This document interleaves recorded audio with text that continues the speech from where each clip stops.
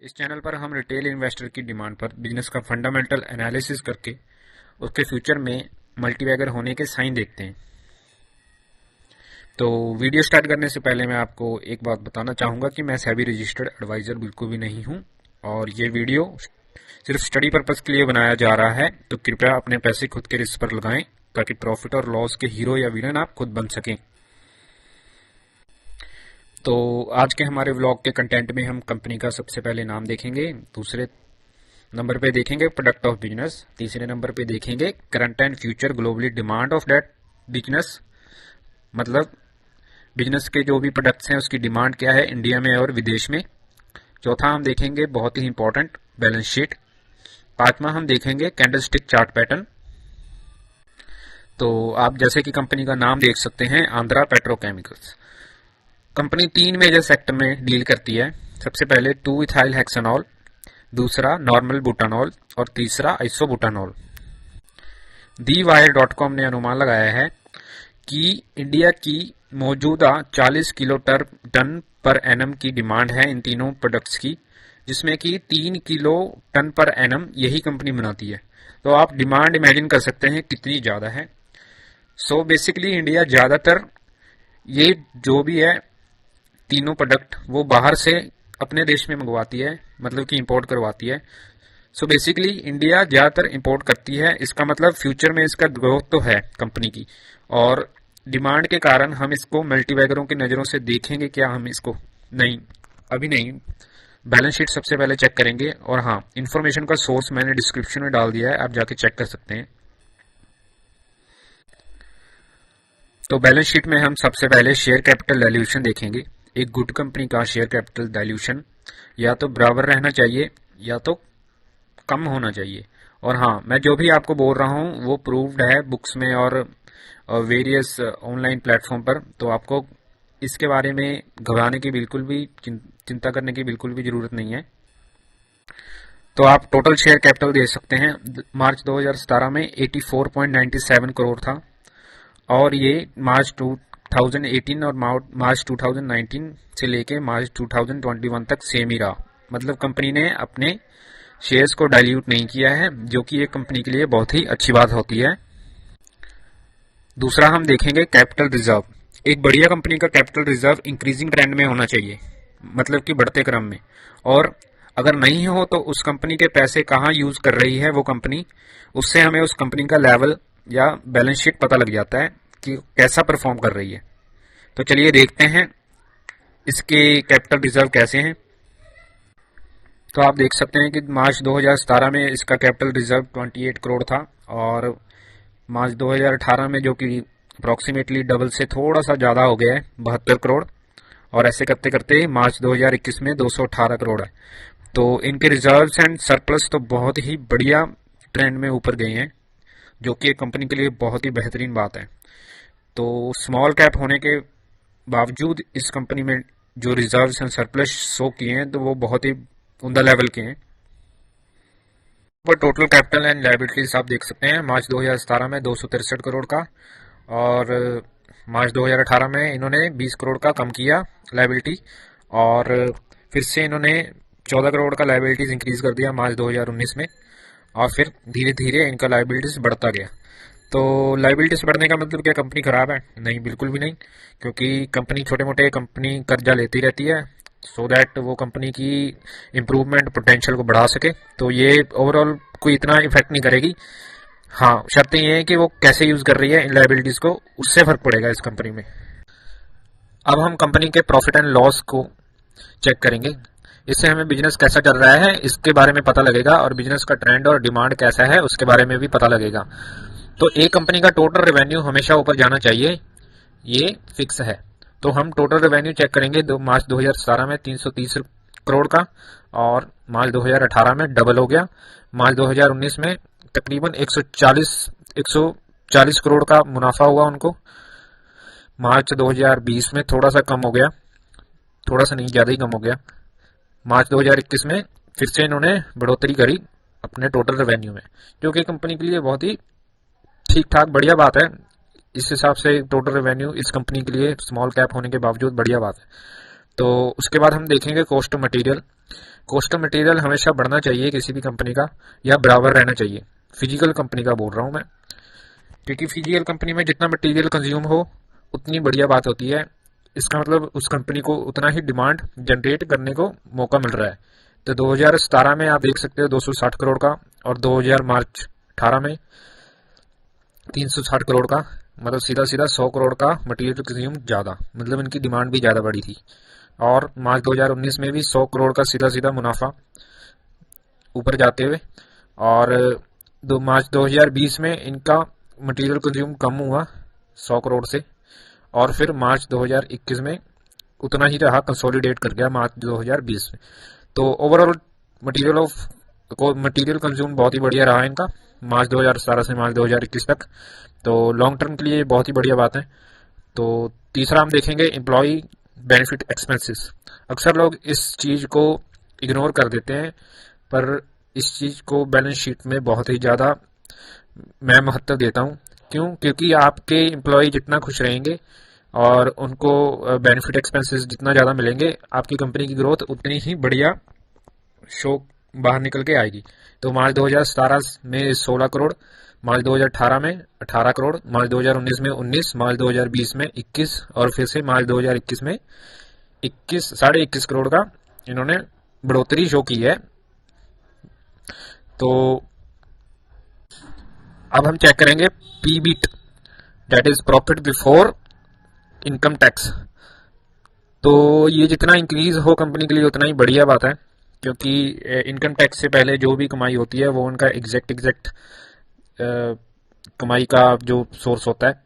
तो मार्च 2017 में देख सकते हो आप, टैक्स भरने के बाद इनको -10 करोड़ का घाटा पड़ा, पर मार्च 2019 में 18 में बहुत ही बढ़िया तरीके से इन्होंने कवर अप किया, और मार्च 2019 में 94 अप्रोक्सीमेटली 95 करोड़ का इन्होंने पीबीट हासिल किया, और मार्च 2020 में बहुत ही कम हो गया जो कि 21 करोड़ है, और मार्च 2021 में 117 करोड़ का, जो कि एक कंपनी के लिए बहुत ही बढ़िया शो कर रहा है पीबीट रेशो। तो आगे देखते हैं। अब हम कंपनी के पीई एंड पीबी वैल्यू देखेंगे, जो कि हमें कंपनी के शेयर के वैल्यू के बारे में बताता है, और इसे हम प्रीमियम भी बोलते हैं। इससे हमें यह पता लगता है कि एक शेयर के लिए हम उसे मार्केट के प्राइस से कितने गुना ज़्यादा देने पड़ रहे हैं हमें, और इसको एक्स भी बोलते हैं।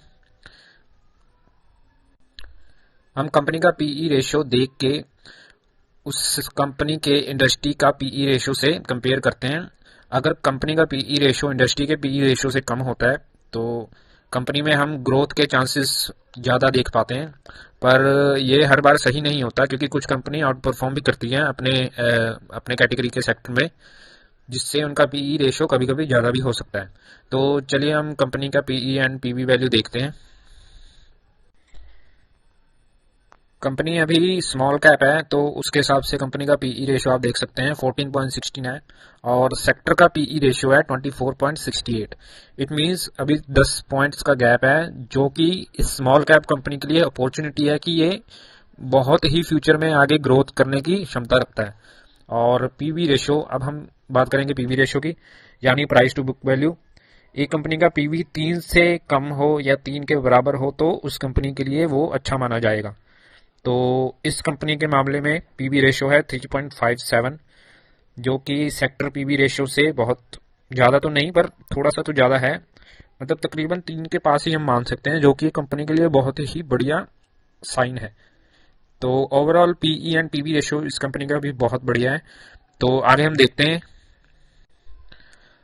आप किसी भी अच्छे इन्वेस्टर को आप स्टॉक के बारे में बताओगे तो वो आपको रिटर्न ऑन इक्विटी और ईवी बाय ईबिटा जरूर देखने को बोलेगा। अब आप किसी भी कंपनी का रिटर्न ऑन इक्विटी अगर बढ़ते क्रम में देखोगे तो वो कंपनी के लिए बहुत ही बढ़िया बात होती है। तो चलिए रिटर्न ऑन इक्विटी देखते हैं कंपनी का। तो यहाँ पर मैंने ईयर नहीं मेंशन किया, उसके लिए सॉरी।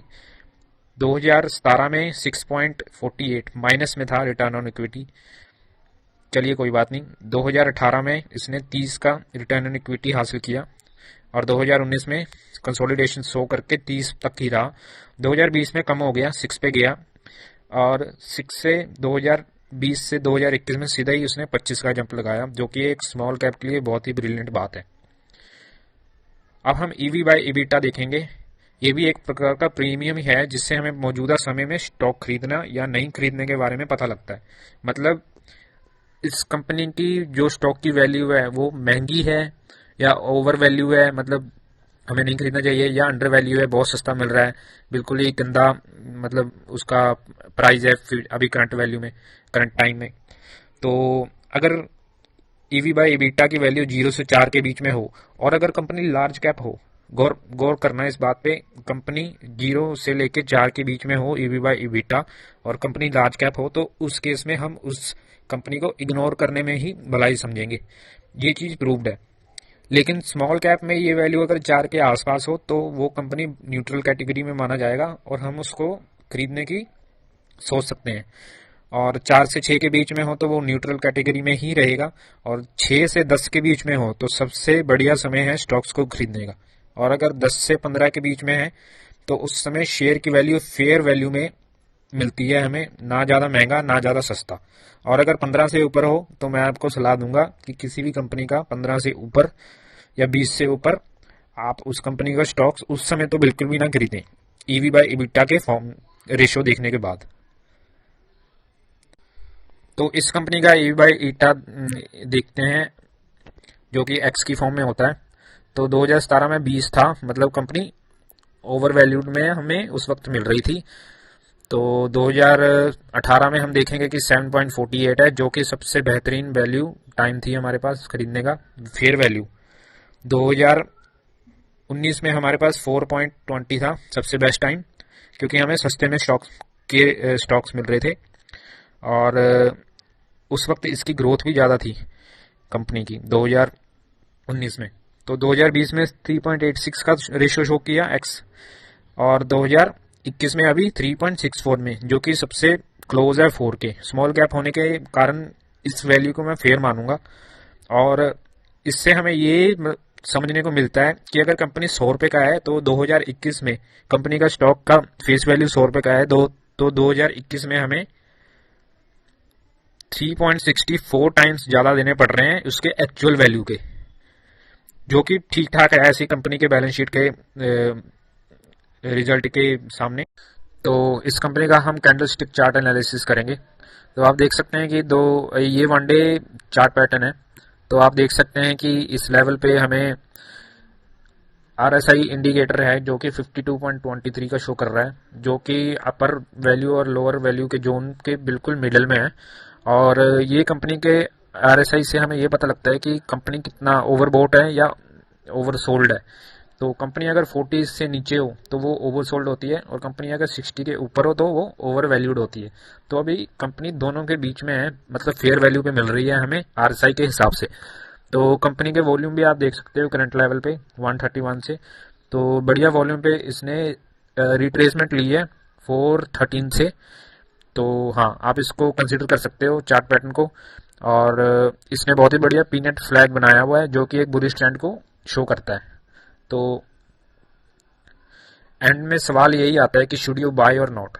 तो मेरे हिसाब से अगर आप चलोगे तो इसको कम से कम 1 ईयर के लिए होल्ड करो बिना किसी डर के, क्योंकि जो दूसरे मोस्टली चैनल्स हैं मैंने देखा है वो किसी भी स्टॉक्स को बिना सोचे समझे आपको रेकमेंड कर देते हैं, बिना कंसीडर किए उसके फंडामेंटल्स जो मैंने बताए। तो आप इसको बिना एक डर के 1 साल तक कम से कम होल्ड करिए, और उससे ज़्यादा करिए। ये आपको बिल्कुल बेशक बिना किसी डर के रिटर्न बना के देगा, क्योंकि ये फंडामेंटल स्ट्रॉन्ग स्टॉक है। वीडियो खत्म करने से पहले एक अवेयरनेस फैलाना चाहूँगा कि किसी भी स्टॉक को अगर मिनिमम एनालिसिस से कोई आपको नहीं बताता तो वो आपको सी बना रहा है। मेरा वीडियो बनाने का मकसद है कि जो मेरी मम्मी पापा की उम्र या छोटे भाई बहन की उम्र के इन्वेस्टर हैं, जो नए नए स्टॉक मार्केट में आते हैं, वह कुछ मूर्ख लोगों के द्वारा बनाए गए बिना किसी लॉजिक किसी भी स्टॉक को मल्टीबैगर बताते हैं, और मासूम रिटेल इन्वेस्टर उसमें बिना सोचे समझे पैसा फंसा के पछताते हैं। तो मैंने बहुत सारे चैनल ऐसे एनालिसिस किए हैं, तो कृपया आप अपना पैसा सोच समझ कर इन्वेस्ट करें।